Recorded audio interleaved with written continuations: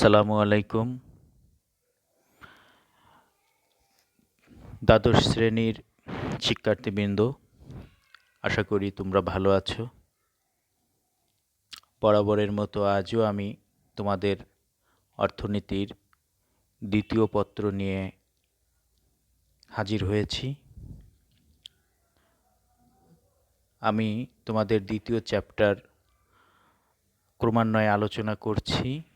তারই ধারাবাহিকতায় আজকে আমি কৃষি উন্নয়নের কর্মসূচিসমূহ নিয়ে আলোচনা করব। প্রিয় শিক্ষার্থীবৃন্দ, আমরা জানি আমাদের অর্থনীতির প্রধান খাত হচ্ছে কৃষি। এই কৃষি খাত উন্নয়নের জন্য সরকার বিভিন্ন কর্মসূচি নিয়ে থাকে এবং কর্মসূচি বাস্তবায়নের মাধ্যমেই কৃষির উন্নয়ন সংগঠিত হয়। যেসব উন্নয়ন কর্মসূচি নেওয়া হয়, আজকে আমি সেগুলো নিয়ে আলোচনা করব। সেগুলি হচ্ছে কৃষি ঋণ বিতরণ, কৃষি উপকরণ বিতরণ, শস্য বহুমুখীকরণ, সেচ সুবিধা সম্প্রসারণ, পরিবেশ দূষণ ও কৃষি এবং কৃষিতে তথ্য ও প্রযুক্তির ব্যবহার। আমি এই 6টি উন্নয়ন কর্মসূচির প্রত্যেকটি ক্রমান্বয়ে আলোচনা করব। আজ শুধু কৃষি ঋণ বিতরণ নিয়ে আলোচনা করব। প্রথমেই আসি, কৃষি ঋণ কী বা এর বিতরণ প্রক্রিয়াটি কিভাবে হয়। কৃষি উৎপাদনের উপকরণ ক্রয়ের জন্য অথবা খামারের উৎপাদন ক্ষমতা বৃদ্ধির জন্য বিনিয়োগের উদ্দেশ্যে কৃষক যে ঋণ গ্রহণ করে থাকে তাকে আমরা কৃষি ঋণ বলবো। সাধারণত কৃষকরা তাদের বীজ, সার, সেচ ইত্যাদি উপকরণ ক্রয়ের জন্য যে ঋণ প্রয়োজন হয় অথবা খাল খনন, পানি নিষ্কাশন, বন্যা নিয়ন্ত্রণ ইত্যাদি খামারের উৎপাদন ক্ষমতা বৃদ্ধির উদ্দেশ্যে যে বিনিয়োগের প্রয়োজন হয়, সেটাই হচ্ছে কৃষি ঋণ। এছাড়া দীর্ঘমেয়াদী বিনিয়োগের জন্যও তহবিলের প্রয়োজন হয়। তাই কৃষকরা তাদের এইসব বিনিয়োগ বিভিন্ন প্রাতিষ্ঠানিক, অপ্রাতিষ্ঠানিক ও উপানুষ্ঠানিক উৎস হতে এই ঋণগুলো গ্রহণ করে থাকে। অর্থাৎ 3 ধরনের প্রতিষ্ঠান থেকে কৃষক ঋণ গ্রহণ করে থাকে। তার একটি হচ্ছে কৃষি ঋণের প্রাতিষ্ঠানিক উৎসসমূহ, অন্যটি হচ্ছে কৃষি ঋণের অপ্রাতিষ্ঠানিক উৎস এবং উপানুষ্ঠানিক উৎস। আমি প্রথমে কৃষি ঋণের প্রাতিষ্ঠানিক উৎসসমূহ নিয়ে আলোচনা করব। সরকার ও বাংলাদেশ ব্যাংকের নীতির অধীনে কিছু প্রতিষ্ঠান প্রাতিষ্ঠানিক ঋণ বিতরণ করে থাকে। সেগুলি হলো যেমন বাংলাদেশ কৃষি ব্যাংক। বাংলাদেশের কৃষকরা যেসব প্রাতিষ্ঠানিক উৎস হতে ঋণ গ্রহণ করে থাকে তার মধ্যে অন্যতম প্রধান উৎস হচ্ছে কৃষি ব্যাংক। কৃষি ব্যাংক কৃষকের প্রয়োজন অনুযায়ী উপকরণ ক্রয়ের জন্য অথবা বীজ বা বিভিন্ন উপকরণ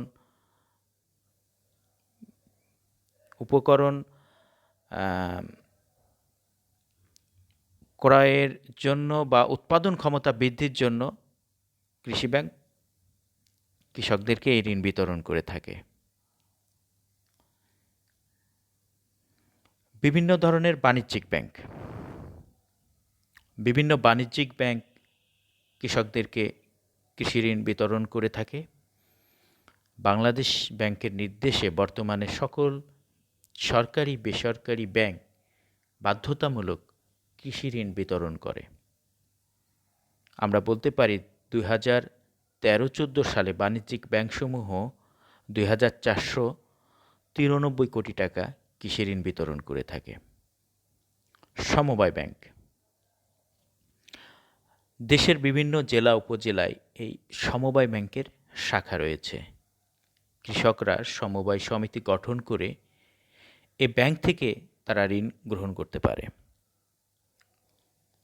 সমবায় সমিতি। কৃষকরা নিজেদের সংগঠিত করে সমবায় সমিতি গঠন করে চাঁদার মাধ্যমে পুঁজি গঠন করে সমবায় নীতির অধীনে সেখান থেকে সদস্যদের তথা কৃষকদের মধ্যে ঋণ বিতরণ করে। প্রাতিষ্ঠানিক ঋণের মধ্যে উৎসের মধ্যে আরেকটি রয়েছে রাজশাহী কৃষি উন্নয়ন ব্যাংক। এই ব্যাংক সাধারণত উত্তরাঞ্চলের কৃষকদের জন্য গঠিত হয়েছে। এই ব্যাংক কৃষকদের ঋণের যোগান দেয়। ঋণ বিতরণে এটি একটি অন্যতম আদর্শ প্রতিষ্ঠান। পল্লী উন্নয়ন কর্মসূচি ও বোর্ড। পল্লী উন্নয়ন বোর্ড ও পল্লী উন্নয়ন কর্মসূচি গ্রামাঞ্চলে প্রাতিষ্ঠানিক ঋণ বিতরণ করে। কুমিল্লা মডেল ও বগুড়া মডেল এক্ষেত্রে উল্লেখযোগ্য। অনিয়মিত উৎস। সরকার অনেক সময় দুর্যোগ মোকাবেলা সরাসরি ঋণ প্রদান করে, এটি একটি অনিয়মিত উৎস। বাংলাদেশ ব্যাংক। বাংলাদেশ ব্যাংক সরাসরি কৃষকদের ঋণ বিতরণ করে না, তবে কৃষি ঋণ বিতরণকারী বিভিন্ন প্রতিষ্ঠানকে ঋণ সুবিধা দেয়। বাংলাদেশ কৃষি ব্যাংক সহ অন্যান্য বাণিজ্যিক ব্যাংক কৃষি ঋণ বিতরণে বাংলাদেশ ব্যাংকের সহযোগিতা পায়। এখন আসি কৃষি ঋণের অপ্রাতিষ্ঠানিক উৎস। আমরা সাধারণত অপ্রাতিষ্ঠানিক উৎস বলতে বুঝি সরকারি বা বেসরকারি কোনো প্রতিষ্ঠান বাদে কৃষক বন্ধু আত্মীয় মহাজনের নিকট থেকে যে ঋণ গ্রহণ করে, এটাকে আমরা অপ্রাতিষ্ঠানিক উৎস বলবো কৃষি ঋণের। প্রথমে আসি অপ্রাতিষ্ঠানিক উৎসের মধ্যে বন্ধুবান্ধব ও আত্মীয় স্বজন। বাংলাদেশে এখনও পারস্পরিক বিশ্বাসের ভিত্তিতে কৃষকরা বন্ধুবান্ধব বা আত্মীয় স্বজন থেকে ঋণ গ্রহণ করে। মোট কৃষি ঋণের 5% আসে এই আত্মীয় স্বজন ও বন্ধুবান্ধবের উৎস হতে। গ্রাম্য মহাজন। অপ্রাতিষ্ঠানিক ঋণের প্রধান উৎস গ্রাম্য মহাজন। জমির দলিল, অস্থাবর সম্পত্তি, অলংকার ইত্যাদি বন্ধক রেখে উচ্চ সুদে এরা কৃষকদের ঋণ দেয়। মোট কৃষি ঋণের 50% আসে মহাজনদের থেকে। ধনী কৃষক। গ্রামের ধনী কৃষক সাধারণত ভূস্বামী বা জোতদার শ্রেণীর লোকজন, যারা দরিদ্র কৃষকদের ঋণ দেয়। টাকা ফেরত না দিতে পারলে এরা জমিজমা সহ স্থাবর অস্থাবর সম্পত্তি দখল করে নেয়। মধ্যস্বত্বভোগী দালাল বা ব্যবসায়ী। মধ্যস্বত্বভোগী দালালদের কাছ থেকে কৃষকরা ঋণ পায়। ঋণের বিনিময়ে নির্দিষ্ট পরিমাণ ফসল বিক্রয়ে কৃষককে এরা বাধ্য করে। যেমন ধরি 1 মণ ধানের ন্যায্য দাম যদি 700 টাকা হয়, ঋণদাতা ব্যবসায়ী প্রতি মণ 500 টাকা করে অগ্রিম ক্রয় করে অথবা কৃষককে বিক্রয় করতে বাধ্য করে। এগুলো হচ্ছে কৃষি ঋণের অপ্রাতিষ্ঠানিক উৎস। এখন আসি কৃষি ঋণের উপানুষ্ঠানিক উৎসসমূহ।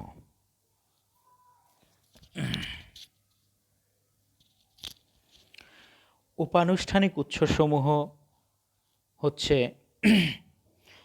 বাংলাদেশ ব্যাংকের তালিকাভুক্ত আর্থিক প্রতিষ্ঠান নয় এমন প্রতিষ্ঠানসমূহ, তাই এগুলো উপানুষ্ঠানিক উৎস। যেমন 1 নম্বরে আমি ধরি বিভিন্ন এনজিও। দারিদ্র্য বিমোচনের লক্ষ্যে ব্র্যাক, আশা, প্রশিকা প্রভৃতি বেসরকারি সংস্থা আর্থিক প্রতিষ্ঠান হিসেবে নিবন্ধিত না হয়েও কৃষকদের মাঝে ক্ষুদ্র ঋণ বিতরণ করে।